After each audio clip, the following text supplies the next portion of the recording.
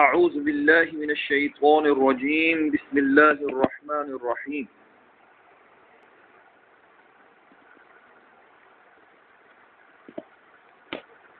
سورۃ القلم، یہ سورت مکی ہے، اس میں 52 آیتیں اور 2 رکوع ہیں۔ نون والقلم وما یسطرون، اے پیغمبر قسم ہے قلم کی اور اس چیز کی جو وہ لکھ رہے ہیں۔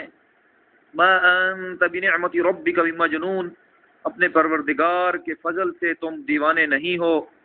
وَإِنَّ لَكَ لَأَجْرًا غَيْرَ مَمْنُونٍ، اور یقین جانو تمہارے لیے ایسا اجر ہے جو کبھی ختم نہیں ہوگا۔ وَإِنَّكَ لَعَلَى خُلُقٍ عَظِيمٍ، اور یقیناً تم اخلاق کے اعلیٰ درجے پر ہو۔ فَسَتُبْصِرُ وَيُبْصِرُونَ، چنانچہ تم بھی دیکھ لو گے اور یہ لوگ بھی دیکھ لیں گے۔ بِأَيِّكُمُ الْمَفْتُونُ، کہ تم میں سے کون دیوانگی میں مبتلا ہے۔ ان ربک هو اعلم بمن ضل عن سبیلہ وهو اعلم بالمہتدین، یقیناً تمہارا پروردگار اسے بھی خوب جانتا ہے جو اپنے راستے سے بھٹک گیا ہے، اور ان لوگوں کو بھی خوب جانتا ہے جنہوں نے سیدھی راہ پا لی ہے۔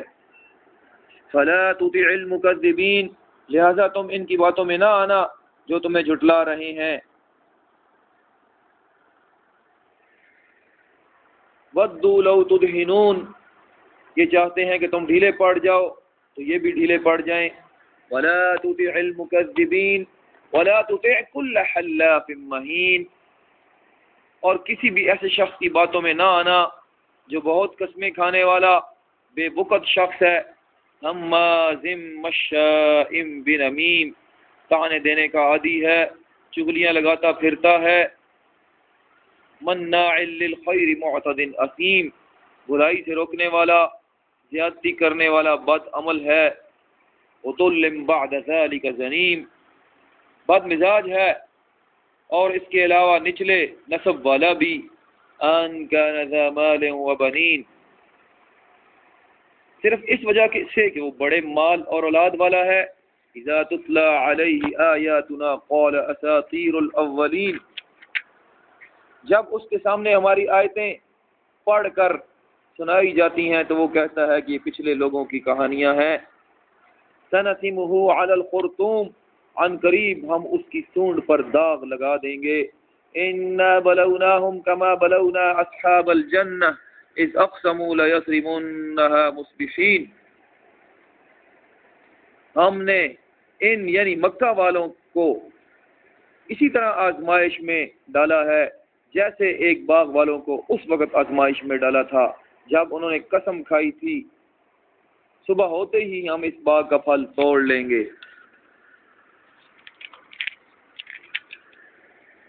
ولا یستثنون، یہ کہتے ہوئے وہ کوئی استثناء نہیں کر رہے تھے۔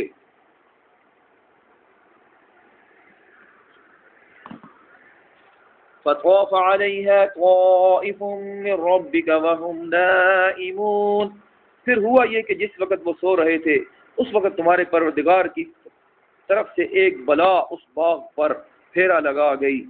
فاصبحت کالصریم، جس سے وہ باغ صبح کو کٹی ہوئی کھیتی کی طرح ہو گیا۔ فتنادوا مصبحین، صبح ہوتے ہی انہوں نے ایک دوسرے کو آواز دی، ان اغدوا علی حرثکم ان کنتم صارمین، کہ اگر پھل توڑنے ہیں تو اپنے کھیت کی طرف سویرے چل نکلو۔ فانطلقوا وهم یتخافتون، چنانچہ وہ ایک دوسرے سے چپ کے یہ کہتے ہوئے روانہ ہوئے، الا يدخلنها اليوم علیکم مسکین، کہ آج کوئی مسکین تمہارے پاس اس باغ میں نہ آنے پائے۔ وغدوا علی حرد قادرین، اور وہ بڑے زوروں میں تیز چلتے ہوئے نکلے۔ فلما رأوها قالوا انا لضالون، پھر جب اس باغ کو دیکھا تو کہنے لگے ہم ضرور راستہ بھٹک گئے ہیں۔ بل نحن محرومون، پھر کچھ دیر کے بعد کہا کہ بلکہ ہم سب لٹ گئے ہیں۔ قال اوسطهم الم اقل لكم لولا تسبحون، ان میں جو شخص سب سے اچھا تھا وہ کہنے لگا کیا میں نے تم سے نہیں کہا تھا کہ تم تسبیح کیوں نہیں کرتے؟ قالوا سبحان ربنا انا كنا ظالمین، کہنے لگے ہم اپنے پروردگار کی تسبیح کرتے ہیں، یقیناً ہم ظالم تھے۔ فاقبل بعضهم على بعض يتلاومون، پھر ایک دوسرے کی طرف متوجہ ہو کر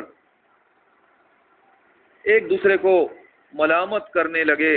قالوا یا ویلنا انا كنا طاغین، پھر سب نے متفق ہو کر کہا کہ افسوس ہے ہم سب پر، یقیناً ہم سب نے سرکشی اختیار کر لی تھی۔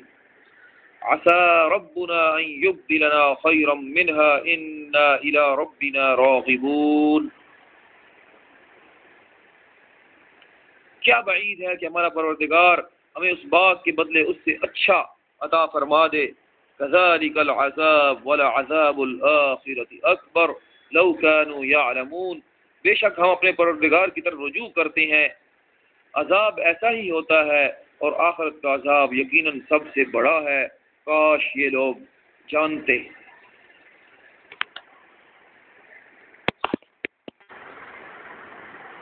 ان للمتقین عند ربهم جنات النعیم، البتہ متقیوں کے لیے ان کے پروردگار کے پاس نعمتوں بھرے باغات ہیں۔ افنجعل المسلمین کالمجرمین، بھلا کیا ہم فرما برداروں کو مجرموں کے برابر کر دیں گے۔ ما لکم کیف تحکمون، تمہیں کیا ہو گیا ہے، تم کیسی باتیں طے کر لیتے ہو۔ ام لکم کتاب فیہ تدرسون، کیا تمہارے پاس کوئی کتاب ہے جس میں تم یہ پڑھتے ہو۔ ان لکم فیہ لما تخیرون، کہ تمہیں وہی کچھ ملے گا جو تم پسند کرو گے۔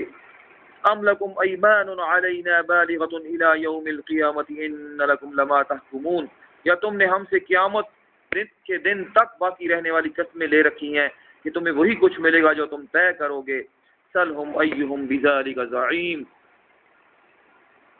اے پیغمبر ان سے پوچھو کہ ان میں سے کون ہے جس نے اس بات کی ضمانت لے رکھی ہے۔ ام لہم شرکاء فلیأتوا بشرکائہم ان کانوا صادقین، یا تم نے ہم سے قیامت کے دن تک باقی رہنے والی قسمیں لے رکھی ہیں کہ تمہیں وہی کچھ ملے گا جو تم طے کرو گے۔ اے پیغمبر ان سے پوچھو کہ ان میں سے کون ہے جس نے اس بات کی ضمانت لے رکھی ہے، کیا خدائی میں ان کے مانے ہوئے کچھ شریک ہیں جو یہ ضمانت لیتے ہوں، تو پھر لے آئیں اپنے ان شریکوں کو اگر وہ سچے ہیں۔ یوم یکشف عن ساق ویدعون الی السجود فلا یستطیعون، جس دن ساق کھول دی جائے گی اور ان کو سجدے کے لیے بلایا جائے گا تو یہ سجدہ نہیں کر سکیں گے۔ خاشعة أبصارهم ترهقهم ذلة وقد كانوا يدعون إلى السجود فلا يستطيعون، ان کی نگاہیں جھکی ہوئی ہوں گی، ان پر ذلت چھائی ہوئی ہوگی، اس وقت بھی انہیں سجدے کے لیے بلایا جاتا تھا جب وہ لوگ صحیح سالم تھے، اس وقت قدرت کے باوجود یہ انکار کرتے تھے۔ فذرنی ومن یکذب بهذا الحدیث سنستدرجهم من حیث لا یعلمون، لہذا اے پیغمبر جو لوگ اس کلام کو جھٹلا رہے ہیں انہیں مجھ پر چھوڑ دو، ہم انہیں اس طرح دھیرے دھیرے تباہی کی طرف لے جائیں گے کہ انہیں کچھ پتہ بھی نہیں چلے گا۔ وَأُمْلِي لَهُمْ إِنَّ كَيْدِي مَتِينٌ أَمْ تَسْأَلُهُمْ أَجْرًا فَهُمْ مِنْ مَغْرَمٍ مُثْقَلُونَ أَمْ عِندَهُمُ الْغَيْبُ فَهُمْ يَكْتُبُونَ فَاصْبِرْ لِحُكْمِ رَبِّكَ وَلَا تَكُنْ كَصَاحِبِ الْحُوتِ إِذْ نَادَى وَهُوَ مَكْظُومٌ، اور میں انہیں ڈھیل دے رہا ہوں، یقین رکھو میری تدبیر بڑی مضبوط ہے۔ کیا تم ان سے کوئی اجرت مانگ رہے ہو کہ وہ تاوان کے بوجھ سے دبے جا رہے ہیں، یا ان کے پاس غیب کا علم ہے جسے وہ لکھ رہے ہوں؟ غرض تم اپنے پروردگار کا حکم آنے تک صبر کیے جاؤ اور مچھلی والے کی طرح مت ہو جانا جب انہوں نے غم سے گھٹ گھٹ کر ہمیں پکارا تھا۔ لولا أن تداركه نعمة من ربه لنبذ بالعراء وهو مذموم فاجتباه ربه فجعله من الصالحين وإن يكاد الذين كفروا ليزلقونك بأبصارهم لما سمعوا الذكر ويقولون إنه لمجنون وما هو إلا ذكر للعالمين.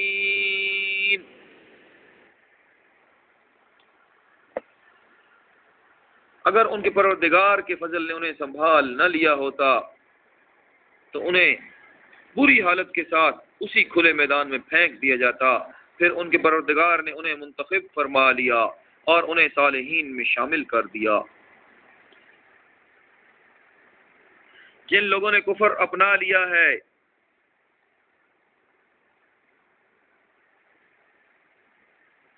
اور جب وہ نصیحت کی یہ بات سنتے ہیں تو ایسا لگتا ہے کہ اپنی تیز تیز آنکھوں سے تمہیں دگمگا دیں گے، اور وہ کہتے ہیں کہ یہ شخص تو دیوانہ ہے، حالانکہ یہ تو دنیا جہان کے لوگوں کے لیے ایک نصیحت ہی نصیحت ہے۔ آیات کی تشریح۔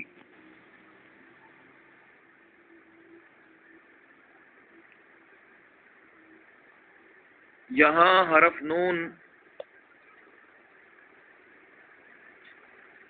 انہی حروف مقطعات میں سے ہے جو مختلف قرآنی صورتوں کو شروع میں آئے ہیں اور جن کے بارے میں سورۃ البقرہ کے شروع میں عرض کیا جا چکا ہے کہ ان کے ٹھیک ٹھیک معنی اللہ تعالیٰ کے سوا کسی کو معلوم نہیں۔ مکہ مکرمہ کے لوگ، کافر لوگ حضرت صلی اللہ علیہ وسلم کو معاذ اللہ دیوانہ کہا کرتے تھے۔ اگلی آیت میں ان کی تردید فرمائی گئی ہے، اور اس سے پہلے اس آیت میں اس تردید پر یہ قسم کھائی گئی ہے۔ اس کی تفسیر میں بہت سے مفسرین نے فرمایا ہے کہ قلم سے مراد تقدیر کا قلم ہے اور وہ سے مراد فرشتے ہیں، یعنی قسم ہے تقدیر کے قلم کی اور تقدیر کے ان فیصلوں کی جو فرشتے لکھتے ہیں کہ حضرت صلی اللہ علیہ وسلم دیوانے نہیں ہیں، یعنی حضرت صلی اللہ علیہ وسلم کا پیغمبر ہونا اور مکہ مکرمہ میں مبعوث ہونا تقدیر میں پہلے سے لکھا جا چکا تھا۔ اس لیے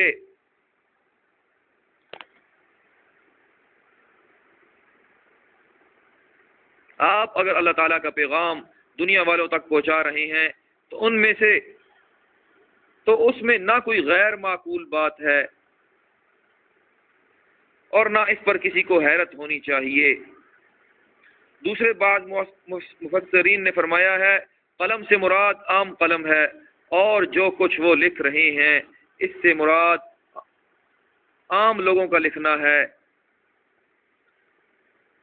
اس قرآن کریم کے ذریعے لوگوں تک پہنچا رہے ہیں، حالانکہ آپ امی ہیں اور لکھنا پڑھنا نہیں جانتے۔ ایک امی کی زبان مبارک پر ایسا اونچے درجے کا کلام جاری ہونا اس بات کی کھلی دلیل ہے کہ آپ کے پاس اللہ تعالی کی طرف سے وحی آ رہی ہے۔ ایسی صورت میں آپ کو دیوانگی کا طعنہ دینا خود دیوانگی ہے۔ کافروں کی طرف سے کئی بار اس قسم کی تجویزیں پیش کی گئیں کہ حضرت صلی اللہ علیہ وسلم اپنے فرائض تبلیغ کی ادائیگی میں کچھ نرمی کا مظاہرہ فرمائیں اور ہمارے بتوں کو باطل نہ کہیں، ہم بھی آپ کو ستانا چھوڑ دیں گے۔ یہ ان کی اس تجویز کی طرف اشارہ ہے۔ جو کافر لوگ حضرت صلی اللہ علیہ وسلم کی مخالفت میں پیش تھے اور آپ کو اپنے دین کی تبلیغ سے ہٹانا چاہتے تھے، ان میں سے کئی لوگ ایسے تھے جن میں وہ اخلاقی خرابیاں پائی جاتی تھیں۔ ان کا تذکرہ آیات 10 تا 12 میں فرمایا گیا ہے۔ بعض مفسرین نے ایسے افراد کا نام بھی لیا ہے کہ وہ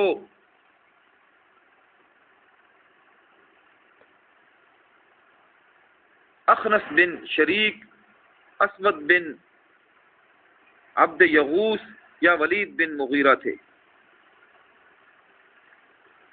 یعنی صرف مالدار اور بڑے خاندان ہونے کی وجہ سے ایسے آدمی کی باتوں میں نہیں آنا چاہیے۔ خرطوم یعنی سونڈ سے مراد ناک ہے، جسے اہانت کے طور پر سونڈ سے تعبیر کیا گیا ہے۔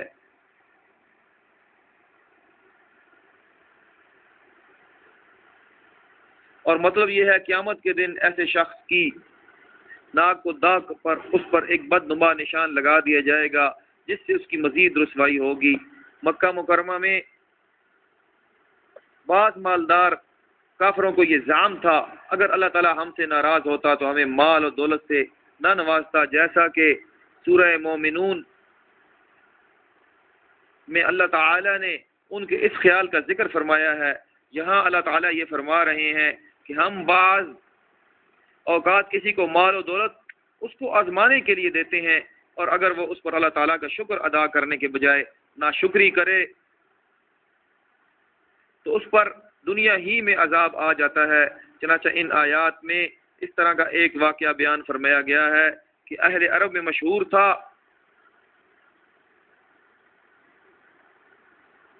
واقعہ یہ ہے کہ ایک نیک شخص کا بہت بڑا باغ تھا۔ اس نیک آدمی کا معمول تھا کہ وہ اپنے باغ اور کھیت کی پیداوار کا ایک اچھا خاصا حصہ غریبوں کو دیا کرتا تھا۔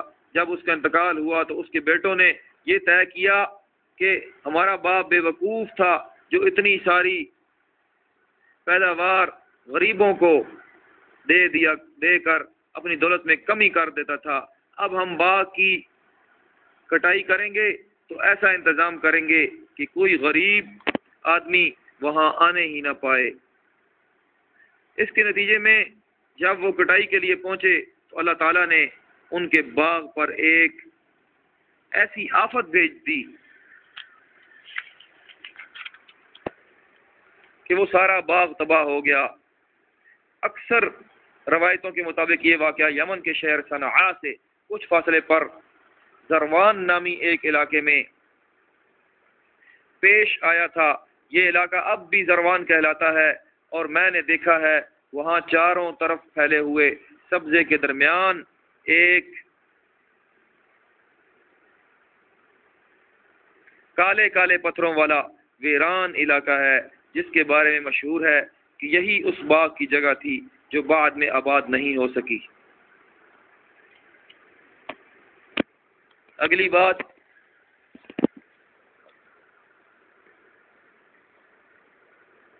اس کا ایک مطلب تو یہ ہو سکتا ہے انہوں نے یہ ارادہ کیا تھا سارے کے سارے پھل توڑ لیں گے اور ان کے کسی حصے کا استثناء نہیں کریں گے، یعنی کوئی حصہ غریبوں کے لیے نہیں چھوڑیں گے۔ دوسرے استثناء کرنے کا ایک مطلب انشاءاللہ کہنا بھی ہوتا ہے۔ اس صورت میں مطلب یہ ہوگا جب وہ یہ کہہ رہے تھے ہم صبح ہوتے ہی پھل توڑ لیں گے تو اس وقت انہوں نے انشاءاللہ نہیں کہا تھا۔ اس کا ایک ترجمہ یہ بھی ہو سکتا ہے کہ وہ یہ سوچ کر سویرے روانہ ہوئے کہ غریبوں کو مطلع کرنے پر قادر ہو جائیں گے۔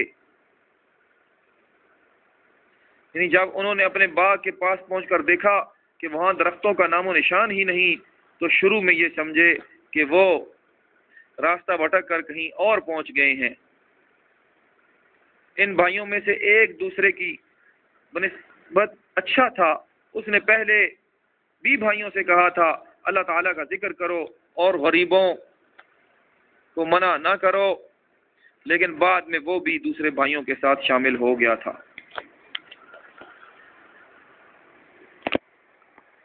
اس آیت سے بظاہر یہ معلوم ہوتا ہے کہ اس واقعے کے بعد انہوں نے توبہ کر لی تھی۔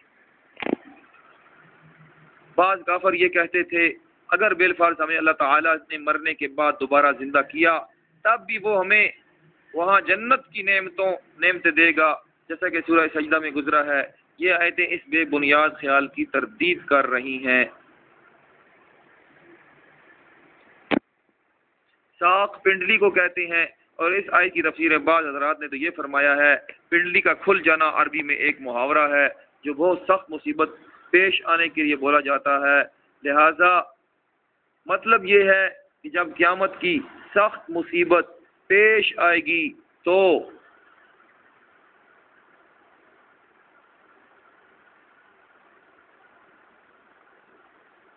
ان کافروں کا یہ حال ہوگا، اور بہت سے مفسرین نے اس کا یہ مطلب بتایا ہے، اللہ تعالیٰ اپنی پنڈلی کھول دیں گے۔ اللہ تعالیٰ کی پنڈلی انسانوں کی پنڈلی کی طرح نہیں ہے، بلکہ وہ اللہ تعالیٰ کی خاص صفت ہے جس کی حقیقت اللہ تعالیٰ ہی کو معلوم ہے۔ بہرحال مطلب یہ ہے اللہ تعالیٰ اپنی وہ صفت ظاہر فرمائیں گے اور لوگوں کو سجدے کی طرف بلایا جائے گا، مگر یہ کافر لوگ اس وقت سجدے پر قادر نہیں ہوں گے، کیونکہ جب ان کو قدرت تھی اس وقت انہوں نے سجدہ کرنے سے انکار کر دیا تھا۔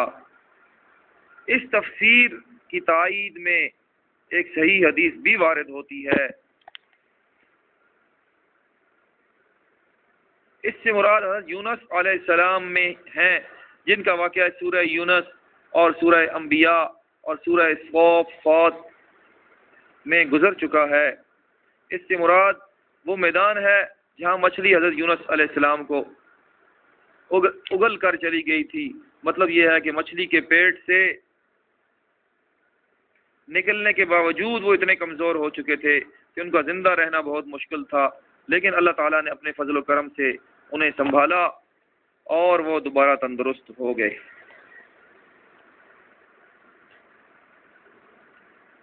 سورہ قلم کا ترجمہ اور اس کے حواشی مفتی تقی عثمانی صاحب نے بروز جمعۃ المبارک جولائی 2008 مطابق 28 جمادی الثانی 1429